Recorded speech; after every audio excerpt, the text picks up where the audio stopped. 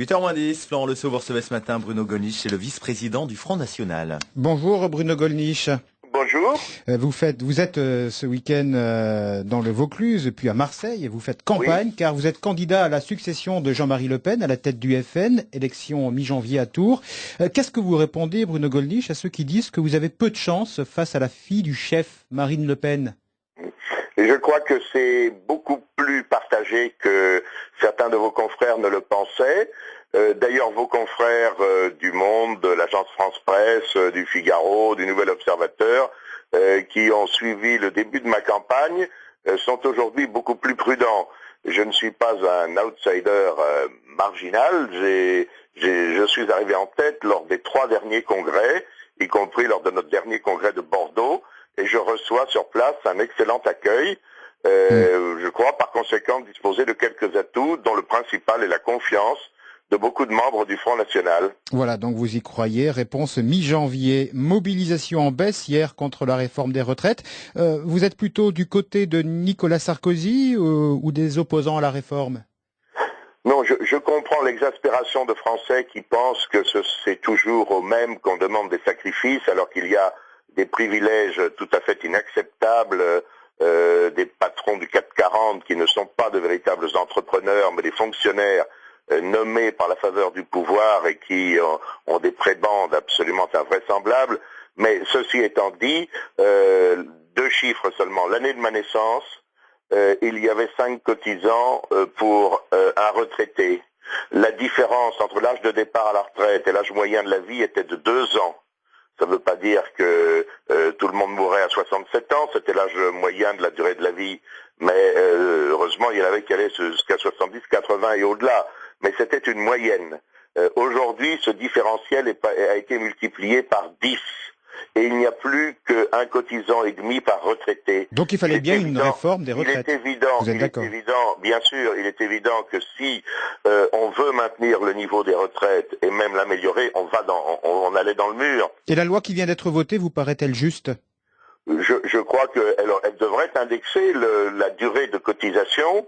Elle devrait indexer la durée de cotisation sur l'âge, sur l'évolution de l'âge de la vie.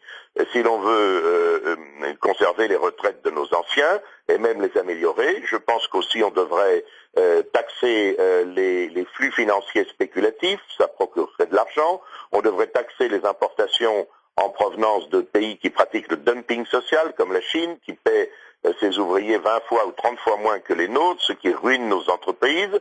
On devrait en revanche exonérer les revenus du travail. On devrait imposer la préférence nationale pour les Français dans les emplois, les allocations, le logement, la santé, ce qui dégagerait 70 milliards d'euros, et la situation se présenterait tout à fait différemment. Voilà donc les propositions concrètes du FN pour financer nos retraites. Cette grogne sociale, Bruno Gollnisch, est-ce que c'est bon pour le FN en vue notamment de la présidentielle 2012? Oui, parce que je pense que les Français ont un sentiment d'injustice, et il est vrai que les situations que je dénonçais à l'instant d'un faux patronat qui s'empiffre avec les stock options, avec les parachutes dorés, les retraites mirobolantes, ce qu'on ne voyait pas avec autant d'indécence dans ma jeunesse, ça suscite quand même l'indignation des Français. C'est une indignation légitime, et comme beaucoup de ces gens-là sont dans l'entourage immédiat du chef de l'État, je pense que les Français en ont assez. On peut leur demander des sacrifices, mais il faut qu'ils soient équitablement répartis. Il faut en finir avec les privilèges, et je crois que le Front National, qui représente une forme de droite sociale, est capable précisément de réaliser les réformes nécessaires. Dans l'actualité également, le procès contre Jean-Marie Le Pen pour avoir diffusé pendant les élections régionales PACA des affiches jugées offensantes à l'encontre des musulmans et de la population algérienne. 2 mois de prison avec sursis réclamés dans cette affaire, ainsi qu'1 an d'inéligibilité. Un commentaire sur ces réquisitions? C'est parfaitement scandaleux. C'est parfaitement scandaleux. Cette affiche est une affiche qui attaquait l'islamisme. Cette affiche est une affiche qui montrait un drapeau algérien, une France aux couleurs de l'Algérie. Elle est inspirée d'un t-shirt que portent un certain nombre de doubles nationaux franco-algérien qui se considère comme beaucoup plus algérien que français.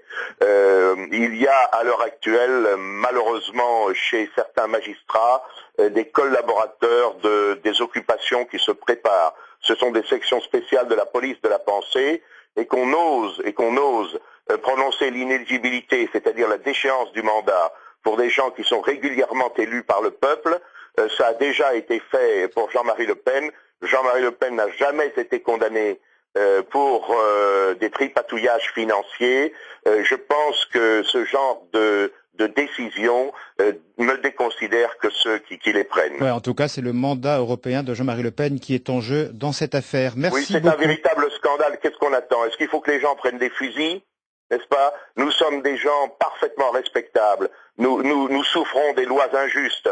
Nous n'avons pas un seul député, un seul sénateur dans ce qu'on ose encore appeler la représentation nationale, et nous sommes persécutés par des magistrats au nom de lois indignes qu'ils appliquent de façon indigne. Merci. Je trouve que c'est absolument scandaleux. Merci Bruno Gollnisch d'avoir été en direct sur France Bleu Provence. Bonne journée à vous. Merci. Vous êtes vice-président du Front National, en lice donc pour succéder à Jean-Marie Le Pen à la tête du FN.